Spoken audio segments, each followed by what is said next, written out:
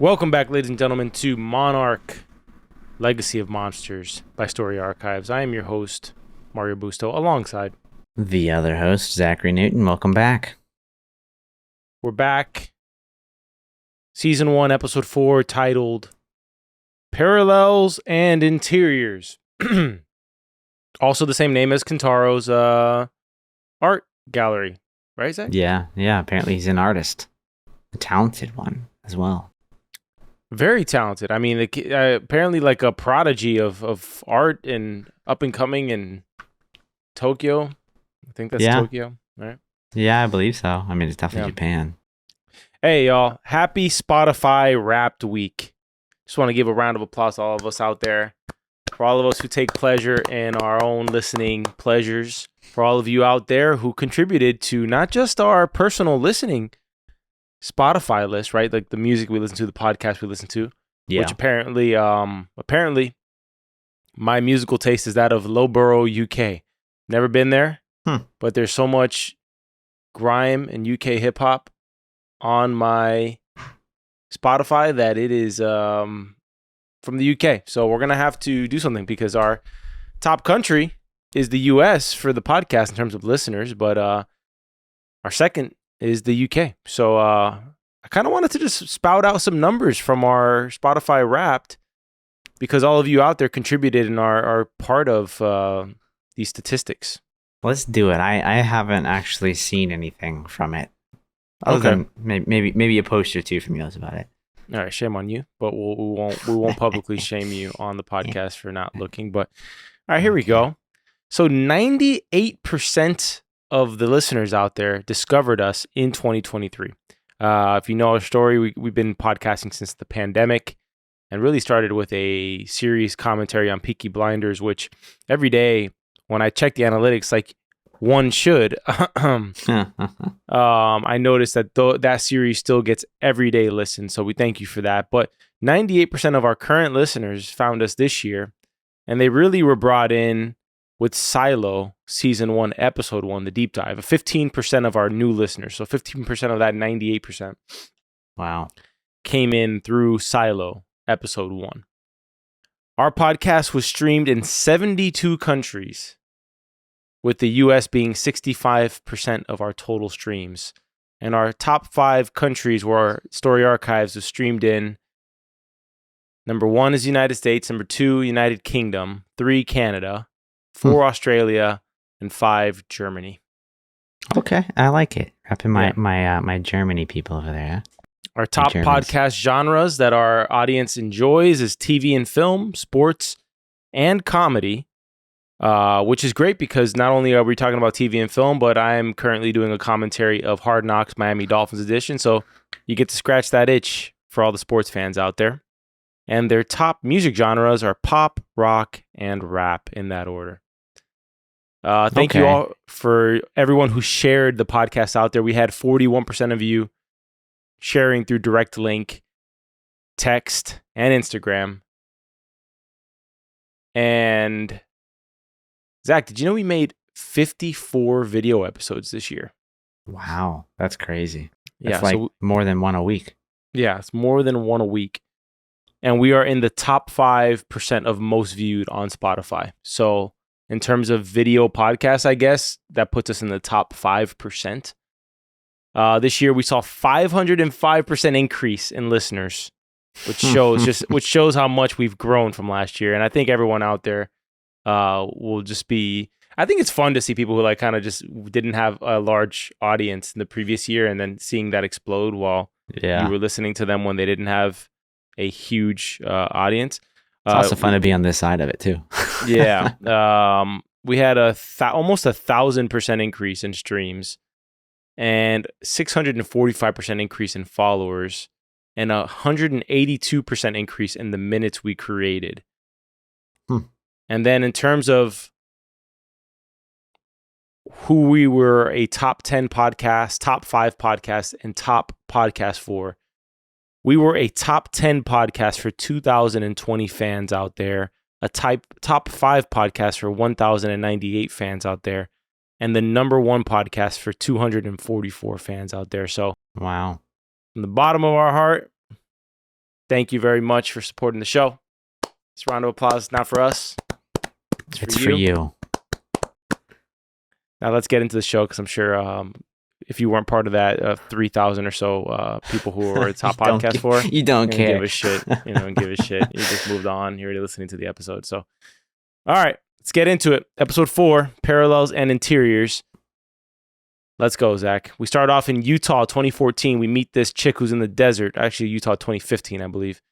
Gorgeous landscape, by the way. Reminded me of my one and only trip to New Mexico, where I traveled west towards Flagstaff, Arizona, and went to the what is that place called? Man, I'm really bad with names, but I went to like kind of like this cavern in the northern part of Arizona that I'm blanking on right now, which is pretty pathetic. But nonetheless, gorgeous landscape. We meet a Dr. Barnes out there who is monitoring, I would assume, Titan signals because she reads the signal from Alaska of what's going on out there with the Titan, right?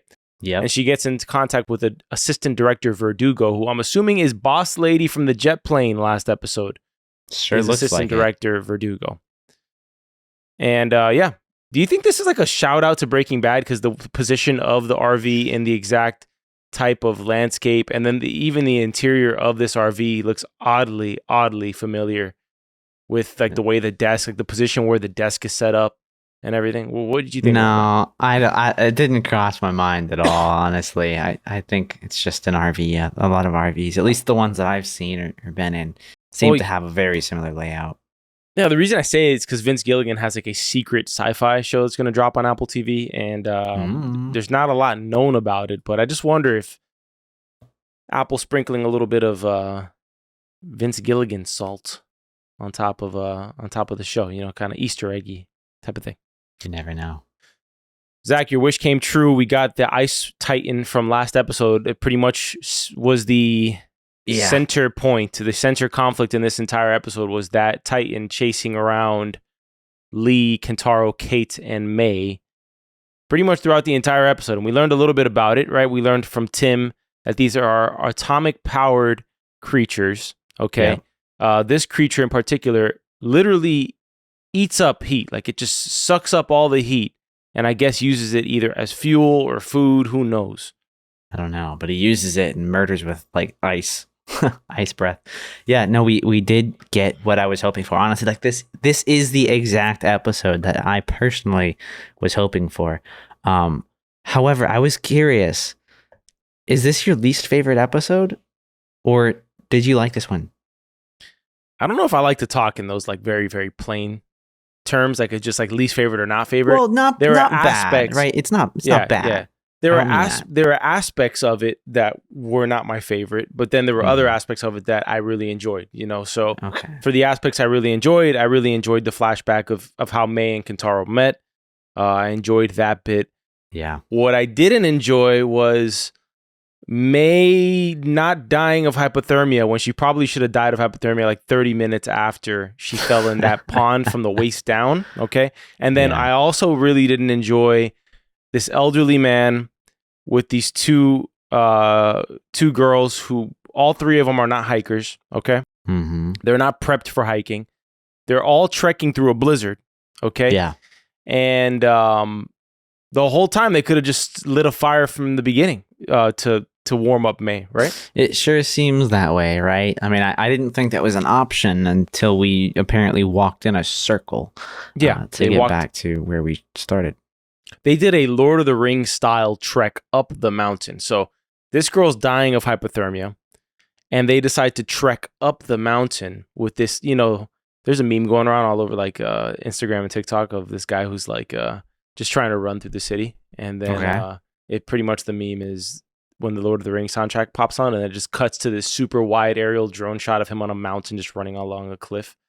Yeah, and that's what it felt like watching these four hike. I will say this episode was a little more detached from reality than I would have preferred, but nonetheless, it's a monster hunting show. So what are you gonna do? What are you gonna do? Yeah, it's kind of hard to stay and play in the world of reality with a show like this. I completely agree with your points. But I am very satisfied that we did get the episode where we got to stay focused on the monster, and there was this feeling of, there being a threat, and it wasn't just like it popped on screen, ripped up a plate, dove back into the earth, and disappeared for the rest of the show. So I'm really happy that it did stick around. I do kind of agree, right? Like I mean, I don't know, if it was me, I'd probably be dead or something if I was hiking in a blizzard after being soaked for in sure water. We all would have been dead. The show would have ended in episode 4. Like, it would have been, I mean, they're hiking. Look, man, I'm not a hiker, all right? They're the only hills we have in South Florida are landfills. There are converted landfills that turn into parks. We don't have hills, okay? Mount Trashmore. The one time, by you, all right? That's the one by yeah. Well, I went hiking a few times when I've been up to Tennessee, Georgia, places like that, Arizona, California, places that have these mountainous terrain. Mm-hmm. I've probably gone hiking twice where it was snowing. If you don't have the shoes and equipment for it, you're slipping and sliding all over the place. They're going up treacherous rocks in icy conditions with a girl who probably can't feel from the waist down.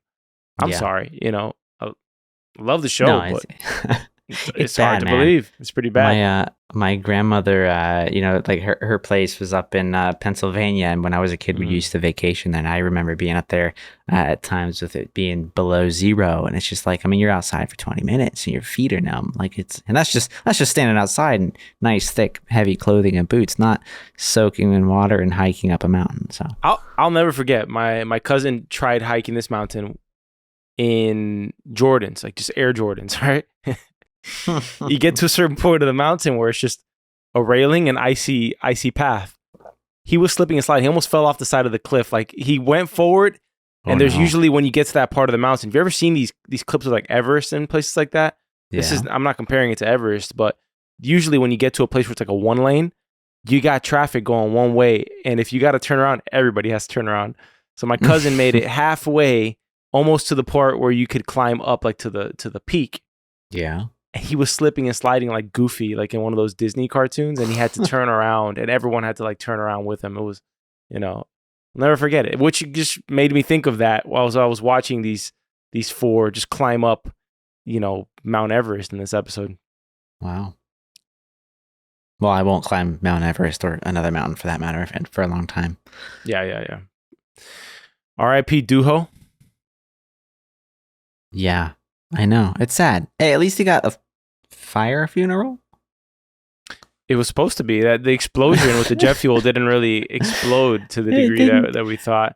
Yeah. But I found it odd that Lee wasn't in mourning at all for Toho, like throughout this entire episode. Like, there wasn't much of any word of mourning, which made me wonder if Lee has a nefarious tilt, that his motivations might be not of the purest kind. It does feel that way. I mean, it feels like he doesn't really, he just doesn't seem to care much. I was expecting to get like this, moment of silence from him at some point in this episode. It's just like, man, it was your buddy that was dead. But I don't know. Maybe they just weren't really all that close. I don't know. I think it's to be determined, but like, there was almost no response for Toho being frozen to death by this monster. But I guess we'll see. It did bring to mind the line that May says to Kentaro in his private art room, or his private art studio, where he says, "Kimmy gave me a chance. She's giving me a chance," and she goes, "Nobody gives you a chance. It's all about what you can do for them." Yeah. And I found that possibly could have something to do with Lee's take here with these kids, Yeah, it definitely seems like he 100% has his own motivations for doing everything that he's doing. He's the one that ripped off the little track. Like, he made the decision to leave the facility before anybody else here even did. So yeah, I definitely think he's looking out for what these kids can do for him, what they can help him with. We learn a lot about Kentaro in this episode. We learn a little bit about May. She's a mystery. We learn that she has a sister named Lyra, and that's the only person that she can talk to, which makes begs the question if Lyra is the one who keeps calling her and who she keeps telling her that she'll call her back. We have our theories about May. Mine being that she hacked into something that was a bit more than she could chew off. She bit into something that more than she could chew. And now she's probably on the run from some sort of authorities for that act. Yeah. I mean, she definitely wants to stay off the grid, clearly, in this. I mean, Kentaro can't even keep a photo of her. Even though she totally photobombed it. I mean, she just walked by. She leaves quite the impression, you know. She even has you drinking whiskey right now because of all the mentions of whiskey in this episode. 100%. It's literally why I poured it. I knew it. As I watched the scene where they're drinking expensive whiskey, I wish I could have had like a FanDuel bet where I could have pulled up and put money that you would have had whiskey on this podcast. It would be a fair bet, though. I would also ask, when don't I? Right? Like, it's been beer lately on the pod. That's true. You're true. Yeah. That's right. Yeah. You're correct. We learn a little bit about how they met, which is nice because in this episode, you kind of get growth, well, mainly from Kentaro's character, right? You know, he has this art piece or this art installation of a bunch of faces and how he's pretty much exploring identity and what identity means. Probably has a little bit to do with a father who's kind of like an anime father, who is very, very absent from his life and leaves the young son who's the prodigy to find and discover his own powers. You know, that's kind of a running theme in anime. Yeah. Which, by the way, yesterday, and I guess I would call this an anime, even though it's I consider anime like Japanese, but it's not really the case. It could be in English as well. I started watching Invincible, which is a graphic novel or graphic comic from Robert Kirkman, the creator of Walking Dead. It's on Amazon Prime, and I got into it yesterday. I watched episode 1. And let's just say episode 1 leaves an impression, but it does leave the whole anime father thing intact in an extreme way, and I'll just leave it right there at that. But let's talk a little bit about Kentaro. You know, you have that scene earlier in the season where he's walking the opposite direction of the salarymen in Japan, right? And you assume that he's just kind of like a 9-to-5 worker, and maybe that's the case with him. Maybe he lost his path because he was obviously an artist on the ascent until he decided to play hooky on his first art installation, apparently, when taking May out on the first date, which moved very fast. I mean, they meet, he takes a picture of her that she doesn't want a photo taken of her, but she ends up going with him to a bar to drink, then they kiss, and then they have sex. So they moved incredibly fast for that first date. And I wrote, side note, they had a lot of time before this art gallery show because he still made it to the art gallery show. I don't think he caught most of it, though. I have a feeling he missed a lot of it. But yeah, it definitely seemed to be a lot of time. Yeah, it was a lot of time spent. I mean, but he made an impression on her. He took her to this badass speakeasy, which was super dope. But I had no idea. We are assuming it was a lot of time spent. I mean, I don't True. know. It could have been 30 minutes. It could have been 30 seconds. I don't know. Yeah. Well, it felt like they had spent the entire night together. Like it was like a 4-hour ordeal, which just made me think like, how much time did he have before this art presentation? But yeah, when it's yours, you show up late, man. It's fashionable. I think, you know, that's kind of the way to leave an impression as an artist, right? You just don't show up to your own. Y'all ain't worth it. Yeah, exactly. Your first one speaks to the humility. They're kind of both equally pretentious in their own ways, you know? Yeah. Kentaro and May. I wanted to make a comment, and I'm bringing it up because it's kind of what's on screen right now. But, you know, for me at least, there was a few parts in this episode where I just found the lighting of it, like the set, just seemed very unbelievable to me. I don't know if you got that same feeling as well. Like I almost felt like some of this was shot with like a digital set with the screen behind it and a really harsh light beaming on their face, like from that sunset when they're all in Alaska, as an example. There was a couple scenes in here. I can't remember what the other one is off the top of my head that I caught, but that was I think the single biggest thing that I didn't like about the episode, at the very least from like the editing or whatever. Like it didn't feel natural to me. That's all I was gonna say about that. I've got to comment on the aesthetic or something at some point. Yeah, it didn't really bother me at all, to be honest. Yeah, I thought you would have more of to me, the only nitpick I had was the fact that Kentaro's girlfriend is suffering from hypothermia. Okay. Well, I had agreed with you there. And he's taking it personal. Like he's saying, why won't you listen to me? I said I saw someplace. Are you doing this because you're pissed at me? It's like, no, buddy. It's not because I'm pissed at you. It's because I fell waist deep into tundra water. Okay, that's the reason. And so those moments, especially when he breaks off and goes by himself, I was just rolling my eyes a little bit. I was siding with Kentaro on that though. I mean, May's been sticking it to him for quite a while at this point. At the very least 2 episodes. Well, it seems like he hit it and quit it, man. Like they met. Okay. Well, yeah, it's very possible. Yeah, they hooked up and then he ghosted her for months. So I don't know if anything happened after that first hookup. Like, so I don't know if there's more story to develop there. She looks like the type just immediately ghosting her. Yeah, she looks like the type of girl who closed herself off to relationships, right? Yeah, she's on the run, obviously, so she's choosing to be vulnerable, which is not his fault that she's like a very fragile person in terms of her situation, right? But a confluence of things occurs. His father disappears. He's having a crisis where now he's working a job he doesn't like. His art thing fell apart because he decided to have a one-night stand instead of doing your job and respecting the people who want to buy your art. And then she gets hurt because he ghosted her. And to be honest, would he have even called her if he didn't need her for hacking into those files that he found of his father's? Probably not. Like, it didn't seem like it was anything on his mind. And look, I'm not saying May doesn't have a reason to be mad at him. Like, I'm sure she's got plenty of reason to be mad at Kentaro. But in this situation, I agree with Kentaro. He knew he saw something, and I mean, it seemed like she just wanted to fight. And I get, like, you're also freezing. You should have died of frostbite and hypothermia and all of that great stuff. But she did kind of seem like she just wanted to fight. And it's a good thing that he broke off from the group, because if he didn't, they'd all be dead. Yeah, they would all be dead. Yeah, I'd have to agree with that. They would all be dead. So it was good that he was stubborn enough to do it. I don't know what this will mean for his character in terms of its growth.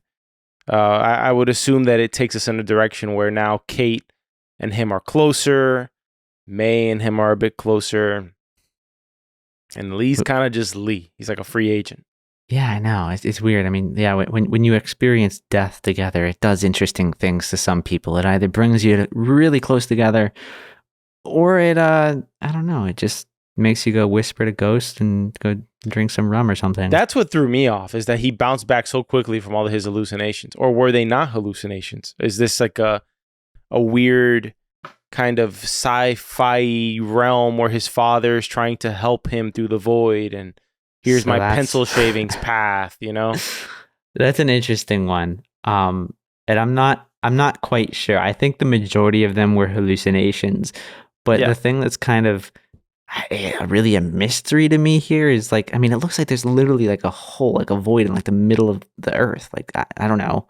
I don't know if that is taking you to like some other realm or something. Maybe that's how Lee is young, because he went into some other, I don't know, some other, not universe, but just some other layer. I have no idea. So I don't know if there's like some like little weird spiritual thing. And it also seems like Titans have weird effects on the environment around them, according to Lee. So I'm not quite sure what that means, other than maybe it was kind of playing with them and just guiding them the wrong way. I don't know if you have any thoughts on that. Or is it just more questions? There are more questions that are unanswered, but it seems almost certain that Lee went into some dimension where he didn't age for a while, or he aged very slowly. Yeah. Well. Yeah, moving onward here, he does get to the base, following his father's pencil shavings in the snow, and finds a walkie-talkie, which confirmed that Hiroshi is alive, and that they are essentially, not chasing a ghost. He's definitely alive, and I would assume he might be in that rainbowy light that's beaming out of the ground, like that area. Yeah. I kind of thought that as well. Lee seems very interested with the light beaming out of the. I mean, I would be too if I saw that. I'd be like, "What the hell is that?" But it almost looks like that's kind of what he was looking for or something. I'm not quite sure, but yeah, maybe Kentaro's dad is in another realm, in another part of Earth. Yeah, and I'm not so entirely sure that Monarch's going to be all evil here. Like I've said earlier in our coverage, I think they're not a black and white villain here. I think Tim is not even a bad guy. If you hear his speech to his team in Arlington HQ, which makes sense that Monarch would have a location in Virginia. Mm-hmm. He pretty much lambasts everybody in the station and says, "Hey, I thought we were here to prevent anyone else from losing a loved one in a Titan attack." Right? Yeah. And he kind of sets everybody in their place, including Assistant Director Verdugo here, who is, she's nice to look at. I'll just say that. But he is, he's not the bad guy we thought. He's not just kidnapping Cate, for nefarious means. It seems like he's not. He even seems like he reveres Lee Shaw at the end of this episode. He's like, "Pleasure to meet you finally, Colonel Shaw." I think that this guy's not going to be the end of the world for these people. Yeah, no, I think they intentionally made that line sound a little menacing towards the end of the episode. Like, I mean, they're finally caught. But I didn't think it sounded menacing at all. I really didn't think that line sounded menacing. I agree with a lot of what you're saying. I don't think Monarch is really going to be this all bad entity. I mean, it seems like they have a wholesome mission, I guess, like in the sense of like, we're here to protect the majority. But I mean, we've seen it before in a lot of situations to protect the majority, I should say. Sometimes you have to sacrifice the few. And I think that's why, like, when we focus on these, very specific small set of people here, Monarch really seems like the bad guy, because I mean, they're after these people, but I don't know what secrets they have. I don't know what was in those documents and what Monarch is really trying to protect and get back. But it seems like at least their mission is, to be in the best interest of everybody, all of the big cities, big governments, countries, all of that. Well, I think we kind of do know what they're after, right? Because we see the conflict in the previous episode where you got the faction of Dr. Mura and Bill Randa who don't want these monsters destroyed, and you got the faction of the military who want to learn. They want to destroy these monsters, and if they do want to learn anything about them, it's to how to eradicate them, right? So perhaps the files, if taken or reviewed by an organization like Monarch, could lead to the end of these creatures, which, I'm gonna be honest with you, as a human, doesn't sound too bad. Call me crazy.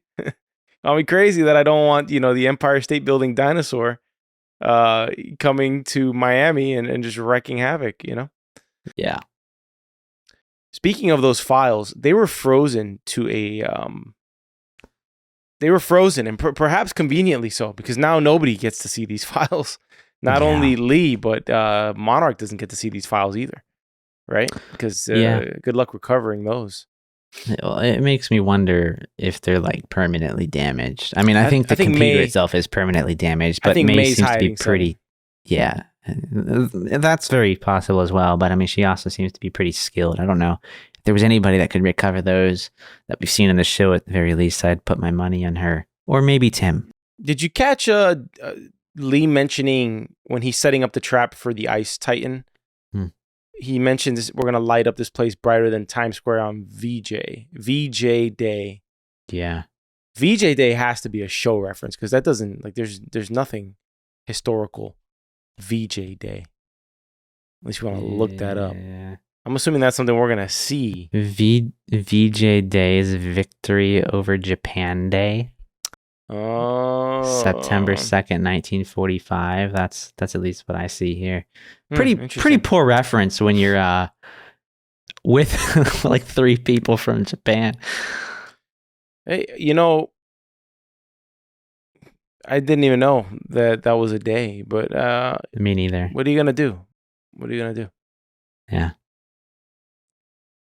I think it's one of those things where there's a lot of reference actually in the show to, we mentioned this, I said this in episode 1, that, you know, Godzilla, like the mythology of Godzilla is largely like a metaphor for the destruction of nuclear weapons. So, and that the risk of it ever happening again. I mean, and these monsters are atomic powered. So I wonder if it does all trace back to literally like dropping nukes on Japan. Like if that's you mean the lure of no, I mean like the show, or you mean like the actual like I mean the show itself. Like I wonder if that was the beginning of something like this with the Titans, or if maybe it wasn't. I don't know. I have no idea. I don't know what woke them up, but I wish they were still sleeping. Yeah.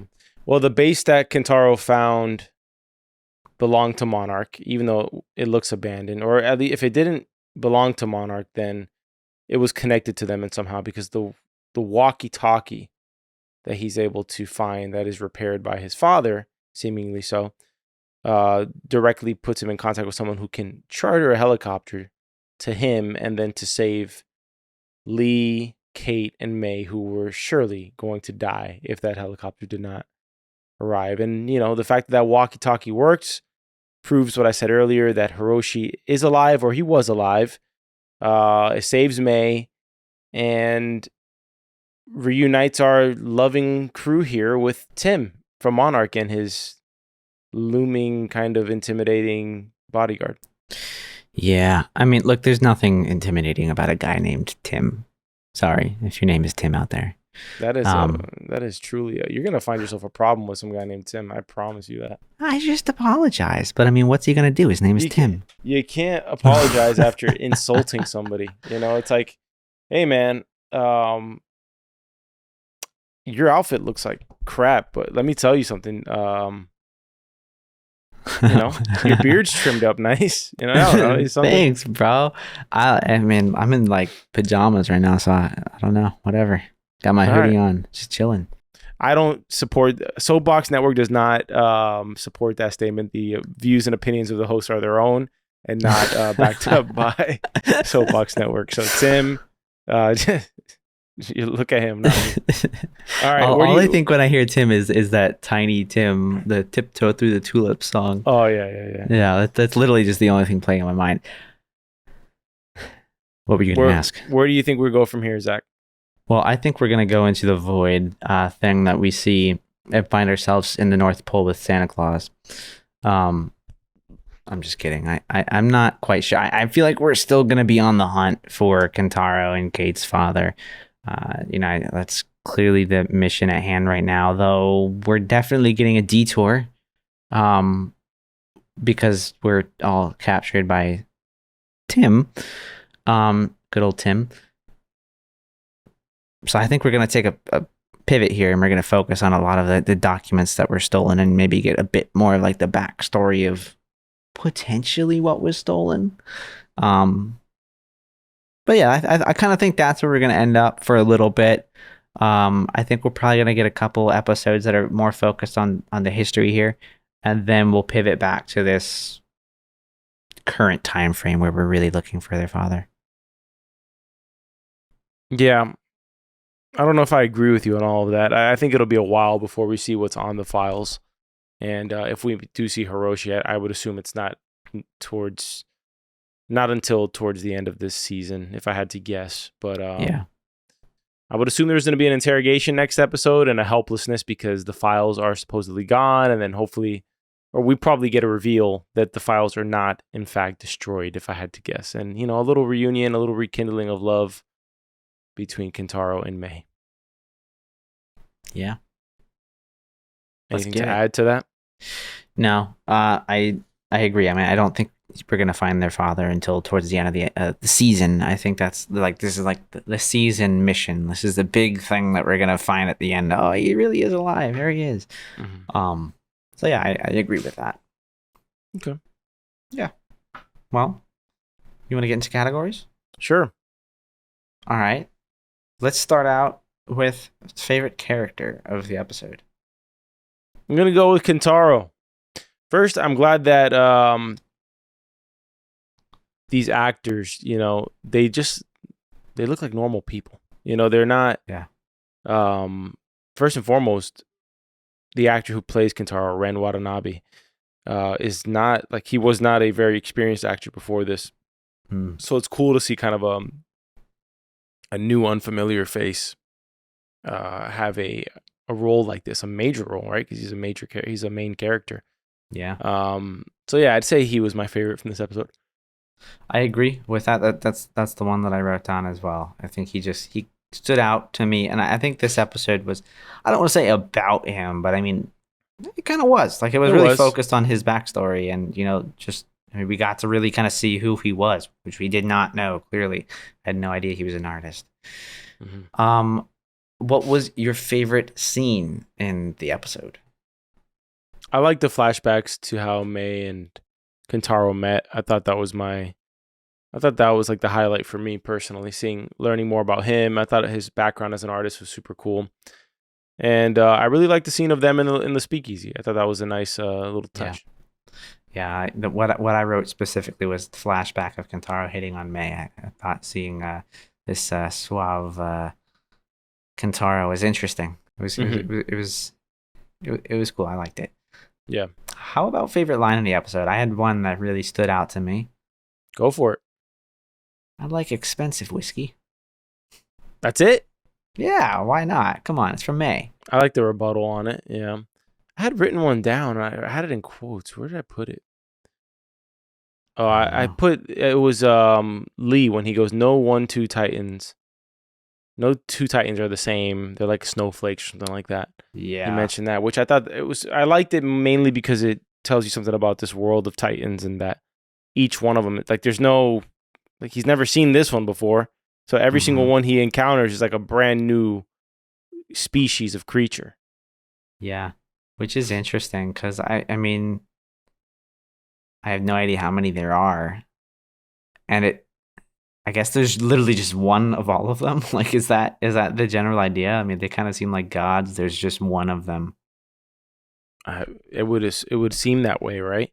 I feel like we don't ever see like a second King Kong, or a second Godzilla. So it's just like one of these things, and who knows how long they live for?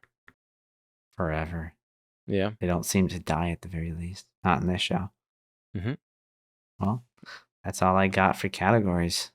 All right, well, let's wrap it up. Thank you all for tuning in. We hope you're enjoying our coverage of Monarch Legacy of Monsters. We encourage you to tune into some of the other shows we're doing on the channel. We have a doubleheader of For All Mankind, episode 3 and 4, coming to you this weekend. We're slightly behind on that due to the holiday scheduling here.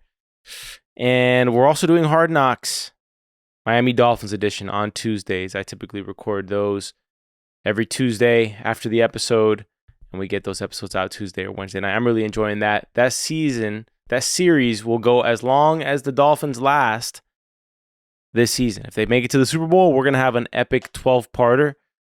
And if they lose before then it'll be less. But nonetheless, join us on the journey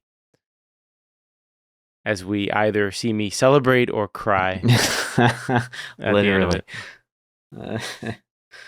Well, here's the hoping that the Dolphins win the Super Bowl. Yeah, I know. Yeah. All right. Well, thank you for listening to this episode of Monarch Legacy of Monsters by Story Archives. You can find this podcast anywhere you find podcasts, Spotify and Apple Podcasts primarily. You can visit us on YouTube at Soapbox Podcast Network. Visit our website at soapbox.house. Email us at contact@soapbox.house. And there is a link in the description below to sign up for our quarterly newsletter. Thanks for tuning in. See you next time. Peace.